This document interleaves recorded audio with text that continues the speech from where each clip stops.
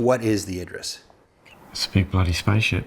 The Aegis for me was almost like the second stepping stone of 100% belief that we could make this project a reality. We took the concept off Ryan Church many, many years ago. I think it was one of the first ones that got developed for the game. Huge undertaking across the board. And when I first saw that taking off in that demo with the crew on board, it was a true sort of like, okay, we can do this, we can deliver on the promise that Chris had envisioned, several years before.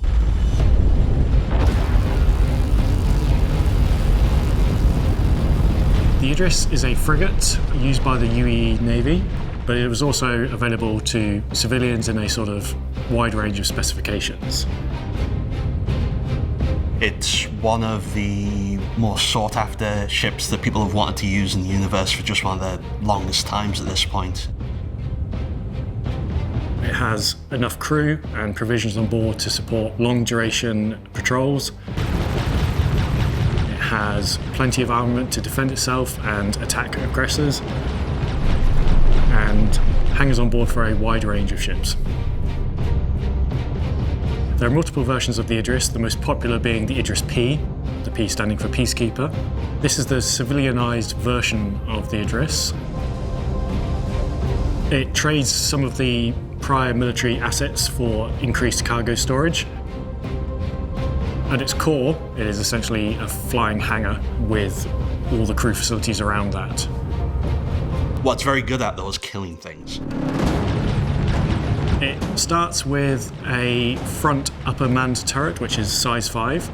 This is swappable, which we'll talk about in a bit. Then there are 7 additional size 5 turrets spread across the top and bottom of the ship. These are perfect for dealing with mid-sized targets and give you fantastic coverage across the whole ship from all the different angles they could approach you from.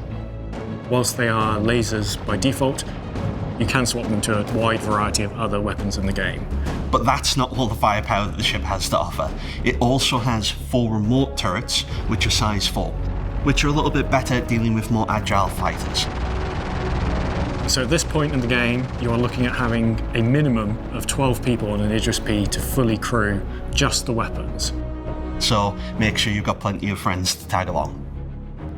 Obviously, flying a ship this big with this much armament makes yourself a big target, and for that reason, the Idris comes with 11 point defense system hardpoints.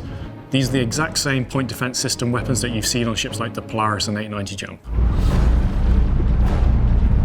For those of you lucky enough to have an Idris-M, it comes with a number of key differences that improve the Idris-P. Primarily, it comes with a size 10 railgun, default equipped on the nose. Now, anyone that's taken part in any of the Idris missions and been unlucky enough to fly past it just as that shot goes off, you all know how devastating that can be when it hits. The upper front turret is upgunned to a size 7 turret.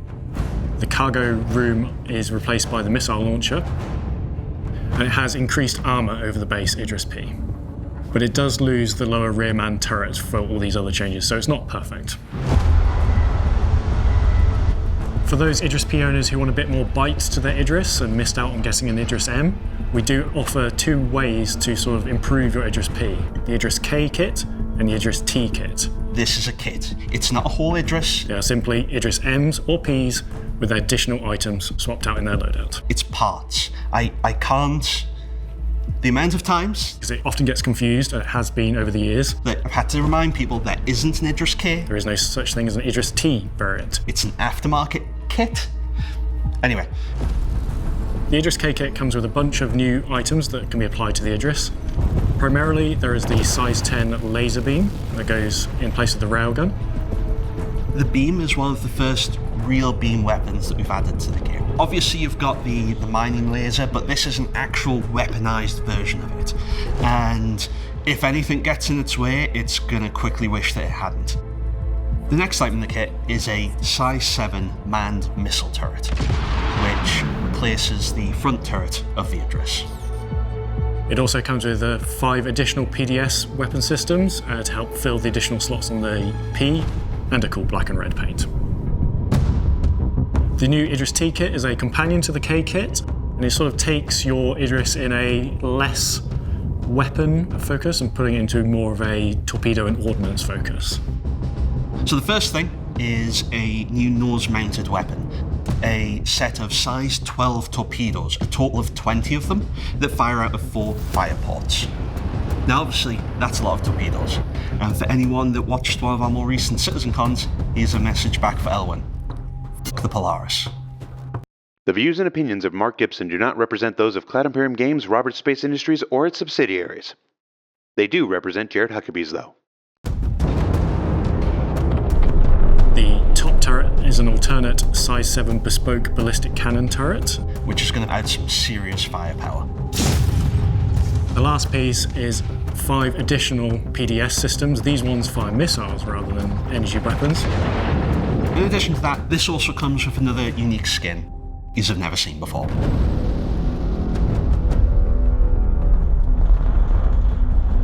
If you look at the layout of the ship, including the exterior from the top down, there is no space conserved.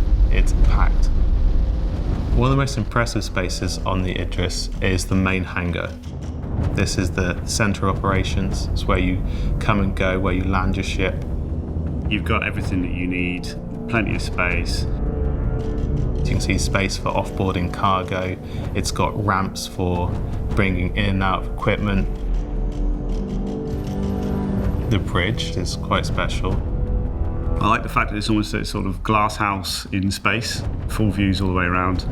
You have this sense of importance, like you're commanding the vessel.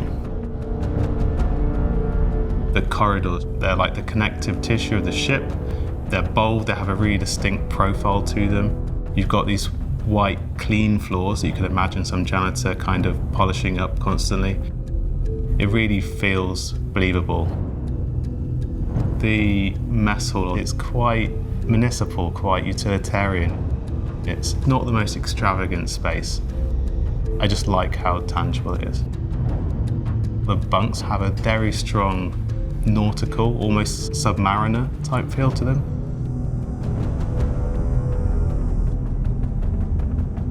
Another space I really enjoy is the engine room. It feels like a nuclear reactor.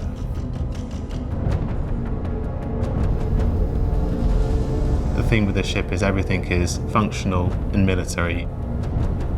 You get the impression that everything was designed for a purpose and space was at a premium. The Idris has been a ship people have been waiting for ages, and it means something different to everyone, and how everyone's going to use it is really down to them. So what's the deal here? I thought we weren't going to release this until Squadron came out. As Squadron has developed and the Idris has been in the PU in various guises for quite some time now, it's been quite clear internally that the two versions are very different things now. And it's not going to be a spoiler for Squadron. Now, even after this ship releases, it's still going to evolve further. We've still got lots in the pipe that we want to bring to the ship for Squadron, and hopefully it will trickle through to you guys in the PU as and when we're ready to release it. So now we're really excited to release the Idris to the PU, and it's going to make lots of people super happy that it is finally here in the game. We couldn't do it without the teams across the board. Artists, VFX artists, lighting artists, physics, code, narrative. There's so many departments and people involved in bringing such a beast to life. Yeah, it's a big undertaking, so congrats.